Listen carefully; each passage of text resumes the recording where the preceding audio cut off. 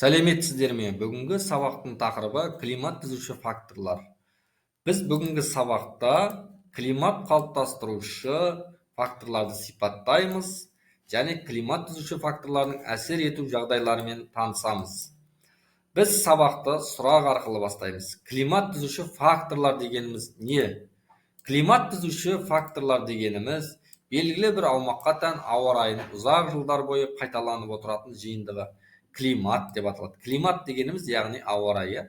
Жер шарының кез келген аймағындағы климаттың қалыптасуына әсер ететін жағдайлар климат түзуші факторлар деп аталады. Климат түзуші факторлар географиялық ендігіне байланысты күн радиациясы, ауа массаларының қозғалысына байланысты ауа массалары, атмосфералық фронттар, антициклон, циклон, желдер жатады. Ал жер бедерінің сипатына таулық және жазық, мұхиттың ықпалына теңізден келетін жел, салқын жел немесе теңізге қарай соғатын жел деген сияқты осылай мұхиттың ықпалына кіреді. Енді тағы қандай факторлар климатқа әсер ету мүмкін деп ойлайсыз, сұрақ. Бізде келесі географиялық ендікке байланысты күн радиациясын қалай түсінеміз? Күн радиациясы дегеніміз кез келген жердің географиялық орнымен әртүрлі ендіктеріне орналасуы күн сәулесінің түсу бұрышына өзіндік ықпалын тигізеді. Яғни географиялық орны деген мысалы Қазақстандағы Шымкент қаласына күн сәулесі қалай географиялық орнынан әсер етіп жатыр? Сол бойынша мысалы мына күнді алатын болсақ, бұл күн жиынтық күн радиациясы және тура күн радиациясы. Бұлай қарай жерге қарай түсіп, бұл тура түсіп тұр, яғни тура түсу күн радиациясы. Енді мынадан бұлай түсіп тұрғанды біз бұлтқа қарай түскенде ол шашыранды радиациясы болып әсер етіп жатыр. Жартысы астына қарай өтсе, жартысы үстіне қарай. Енді жерге қарай өтіп кеткенді біз жотылған күн радиациясы дейміз. Сонымен қатар күн радиациясы тура және шашыранды деп екіге бөлінеді. Олардың қосындысы жиынтық радиациясы деп аталады. Яғни қосындысы. Сонымен қатар сұрақ, атмосфералық фронттар мен қысым орталықтарын қалай түсінеміз?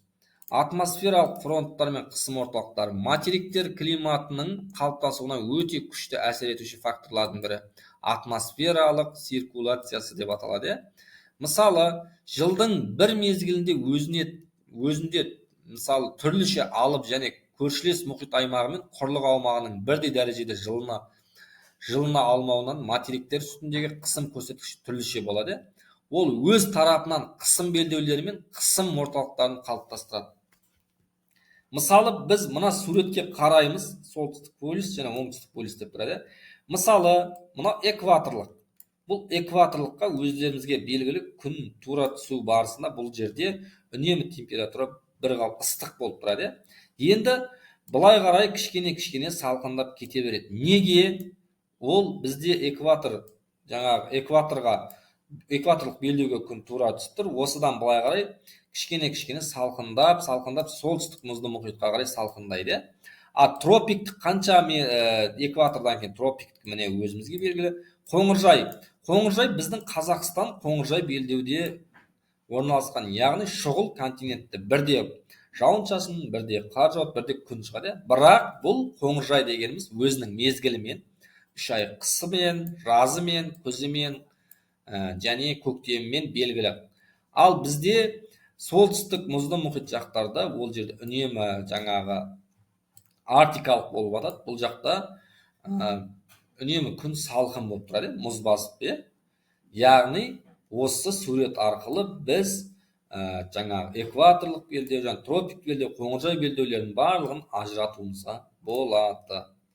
Келесі бізде сипаттама береміз. Яғни бүгінгі сабақта нені өтеміз? Бүгінгі сабақта климат түзуші фактор, күн радиациясы дегеніміз не? Атмосфералық қысым фронттарын анықтайтын боламыз.